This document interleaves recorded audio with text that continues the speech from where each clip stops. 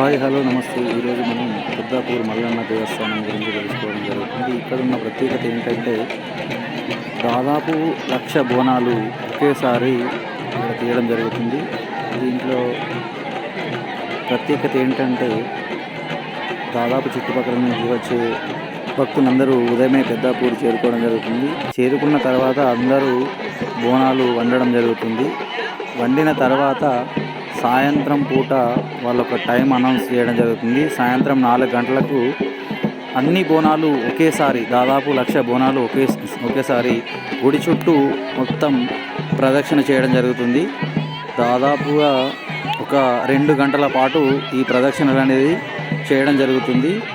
ఎవరైతే ముందుగా వస్తారో వారు ఒక 5 ప్రదక్షిణలు చేసిన తర్వాత వాళ్ళు వెళ్ళిపోవడం జరుగుతుంది. మళ్ళీ కొత్తగా వచ్చిన వారు ఎవరైతే వస్తూ ఉంటారో 5 ప్రదక్షిణలు అయిపోయిన తర్వాత వెళ్ళే వాళ్ళు వెళ్తూ ఉంటారు. మళ్ళీ వచ్చేవాళ్ళు మళ్ళీ కొత్తగా వచ్చిన వాళ్ళు మళ్ళీ 5 ప్రదక్షిణలు, ఈ విధంగా దాదాపుగా ఒక 2 గంటల పాటు ఈ బోనాలతో గుడి చుట్టూ ప్రదక్షిణ అనేది చేయడం జరుగుతుంది. ఇక్కడ ఉన్నటువంటి ఈ ప్రత్యేకత ఇది ఇంకెక్కడా చూడలేమన్నమాట.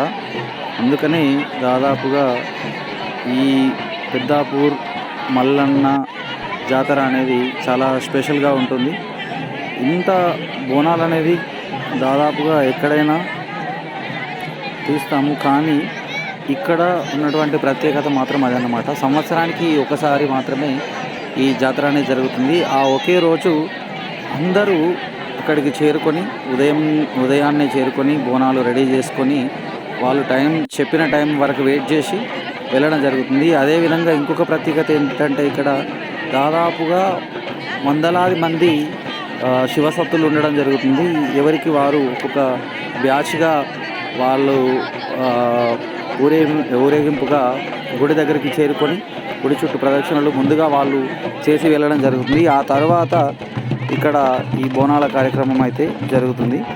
అదేవిధంగా ఇక్కడ ఇంకొక ప్రత్యేకత ఏంటంటే ఊరు వాళ్ళు ఇది గుడి అనేది ఊరు మధ్యలో ఉంటుంది. సో కాబట్టి ఈ లక్షలాది మంది భక్తులు వచ్చి బోనాలు వండడానికి కానీ చేయడానికి కానీ మిగతా ఊరు బయట మొత్తం పొలాలే ఉండడం జరుగుతుంది. కాబట్టి ఎక్కడ వండుకోవడానికి ప్లేసు అని అంటే ఇక్కడ ఊరు మొత్తం ఎలా ఉంటుందంటే ప్రతి ఇంటి వాళ్ళు స్వచ్ఛందంగా వాళ్ళే అన్ని వసతులు కల్పించి భక్తులకు ఆశ్రయం ఇవ్వడం జరుగుతుంది. ఆ విధంగా భక్తులు వచ్చిన వారు అసలు ఏమీ వాళ్ళ దగ్గర పర్మిషన్ అనేది ఏం తీసుకోకుండా కూడా ఎక్కడ ఖాళీ ఉంటే అక్కడ ఈ ఏదైతే పొయ్యిలు తయారు చేసుకొని పొయ్యిలు పెట్టుకొని ఈ బోనాలు రెడీ చేసుకొని సిద్ధం చేసుకోవడానికి చాలా వాళ్ళు కుటుంబ సభ్యులు ఆ విధంగా ఊరు వాళ్ళు చాలా అంటే చాలా సపోర్ట్ చేయడం జరుగుతుంది. అందుకే ఇంత పెద్ద ఎత్తున ఇది ఈ జాతర అనేది సక్సెస్ కావడం జరుగుతుంది. ఎందుకంటే ఊరు మధ్యలో ఉన్నప్పుడు ఊరు వాళ్ళు సహకరించకపోతే ఇన్ని బోనాలు ఇంతమంది జనాలు అసలు అక్కడ చేయడానికి అవకాశం ఉండదు. కానీ ఊరు వాళ్ళు అంత సహకరించడం జరుగుతుంది కాబట్టి ఈ జాతర అనేది ఇంత పెద్ద ఎత్తున విజయవంతం కావడం జరుగుతుంది. సో ఇక్కడ ఉన్నటువంటి ప్రత్యేకత ఇదన్నమాట.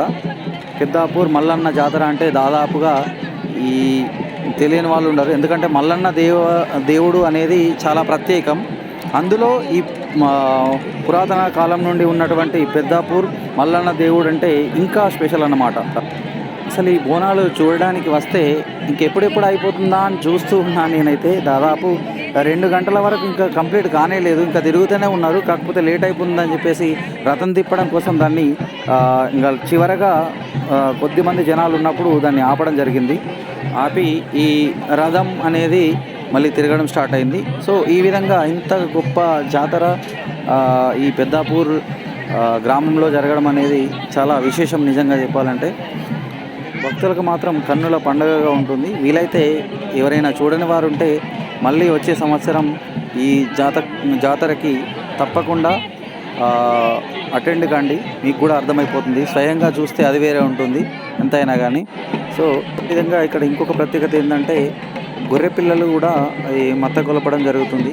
అదేవిధంగా గుడి చుట్టూ గావు పట్టడం కూడా జరుగుతుంది.